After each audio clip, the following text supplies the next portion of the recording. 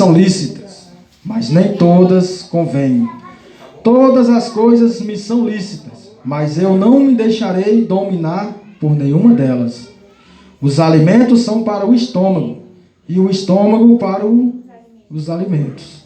Mas Deus destruirá tanto esses como aqueles. Porém, o corpo não é para a impureza, mas para o Senhor, e o Senhor para o corpo. Deus ressuscitou o Senhor e também nos ressuscitará a nós, pelo seu poder. Não sabeis que os vossos corpos são membros de Cristo? E eu, porventura, tornaria os membros de Cristo e os faria membros de meretriz? Absolutamente não. Verso 16. Ou não sabeis que o homem que se une à prostituta forma um só corpo com ela? Porque, como se diz, serão os dois uma só carne. Mas aquele que se une ao Senhor é um espírito com ele. Fugir da impureza. Qualquer outro pecado que uma pessoa cometer é fora do corpo. Mas aquele que pratica a imoralidade peca contra o próprio corpo. Acaso não sabeis que o vosso corpo é santuário do Espírito Santo, que está em vós, o qual tendes da parte de Deus, e que não sois de vós mesmos, porque fostes comprado por preço. Agora, pois, glorificai a Deus no vosso corpo. Aleluia, Jesus. A segunda escritura, ela fala que esse nosso corpo, ele é um objeto sagrado. É uma casa.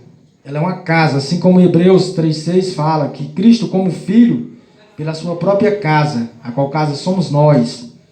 Paulo também fala, em Gálatas 2,20, já não sou eu mais que vivo, mas é Cristo que vive em mim. Aleluia. Então essa casa hoje, ela tem sido o quê?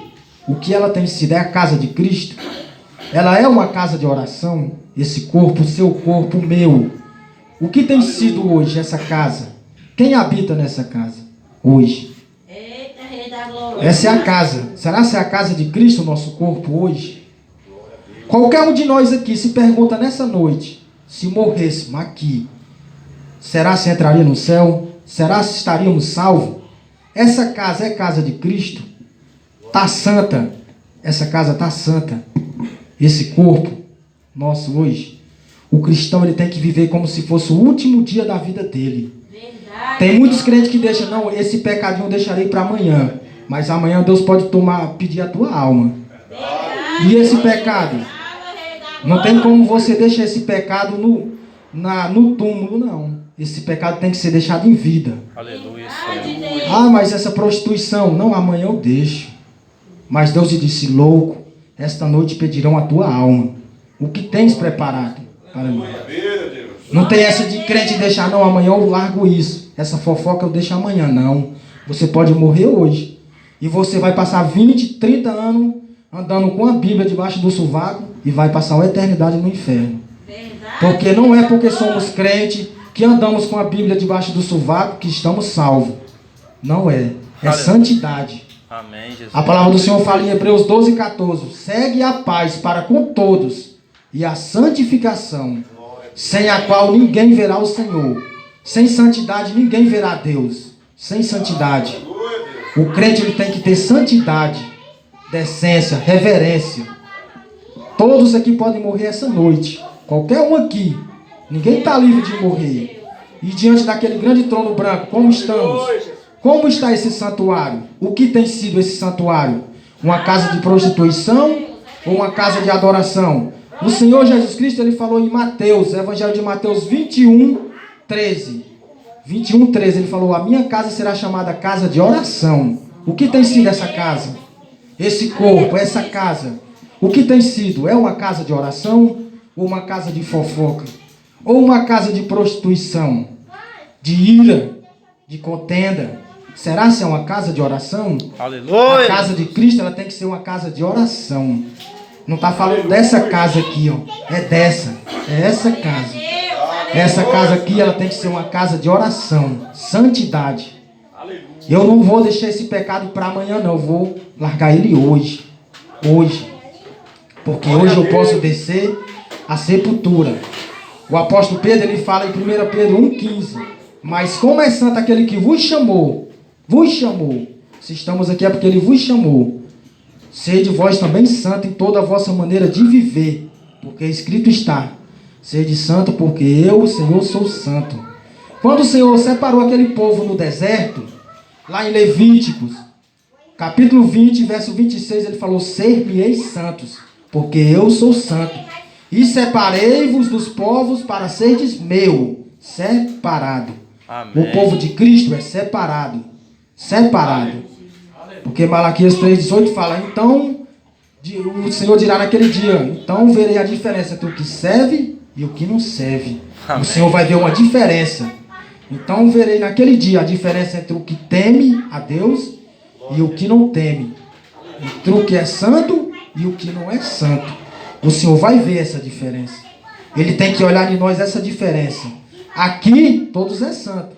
Na sua casa, somos santos. Eu, com minha esposa, com meus filhos, sou santo. Aleluia. No meu trabalho, nenhum dos irmãos trabalha comigo. Nenhum aqui me conhece lá. Eu sou santo lá. Você é santo no seu trabalho? Na tua intimidade com a tua esposa, no teu lugar, qualquer lugar, são santos? Então o cristão ele tem que pregar a verdade para todos os irmãos, falar a verdade. Porque podemos morrer hoje, amanhã. E os pecadinhos não podem deixar para depois. É hoje. Hoje temos que mudar a cada dia mais, sermos santos. Porque podemos descer a sepultura. Amém. Temos que ter santidade. Eu, quando era mundano, eu tinha compromisso com o meu patrão do tráfico. Tudo certinho. Por que eu vou com Cristo? Eu não vou ter compromisso. Eu não vou ter reverência com aquele que vai me dar a vida eterna naquele grande dia. Eu tenho que ter reverência. Eu tenho que ter santidade. Essa minha casa tem que ser uma casa santa, de oração. Porque o obreiro, o apóstolo Paulo falou em 2 Timóteo 2,15, que o obreiro seja um homem que saiba manusear bem a palavra, manusear essa palavra. Amém. De que não tenha motivo do que se envergonhar diante de Deus. 2 Timóteo 2,15, Paulo fala que não tenha motivo do que se envergonhar diante de Deus. Pregar a palavra, todos pregam. Tá cheio de pregadores aí na rua. Mas viver. Eu fui envergonhado por uma criança uma vez. Aleluia. Logo no começo da minha convenção. Fui envergonhado. Dentro do SEASA. Um menino, eu falando para o menino, ele era filho de um crente da Universal. E eu quis ser todo para cima dele. Falando versículo de cor, que não tinha Bíblia. E ele, nossa, você conhece as escrituras, né? Você já decorou. E eu todo cheio de soberba. Não, eu leio muito. Aquele menino desse tamanho aqui, ó. Ele olhou para mim, bem no meu olho, e falou assim: mas você vive? Você vive isso aí? Eu não tive resposta. Eu não tive resposta para dar aquele menino. Não tive. Porque eu não vivia. Mas eu sabia da Bíblia. Eu falei um monte de versículo para aquele menino sem abrir a Bíblia. Eu não tinha ela. Mas eu não vivia. Eu estava no começo da minha convenção. Estava no começo. Soberbo. Aleluia, Jesus. Só porque sabia 2, 3 versículos. Comecei a ler a Bíblia, eu fui soberbo. Falando a Bíblia, no capítulo tal e versículo tal. E o menino só escutando. Nossa, você sabe, você conhece. Olhou bem no meu olho e falou: e você vive? Uma criança. Me envergonhou. Aquilo para mim foi um fim. Eu falei: eu vou viver. Daquele dia em diante eu me esforcei a cada dia mais viver, para não ser mais envergonhado. Eu fui envergonhado. Eu me senti um lixo. Eu falei: para que dia adianta? Eu leio a Bíblia. Eu não vivo mesmo não. Aquele menino me humilhou. Eu não vivia. Aleluia, não vivia. Senhor, glória. Porque eu estava no começo. A vida do cristão ela é um aprendizado cada dia. Então vamos viver para não sermos envergonhados naquele grande dia diante de Cristo. Que Deus abençoe a vida de cada um. Em nome de Jesus.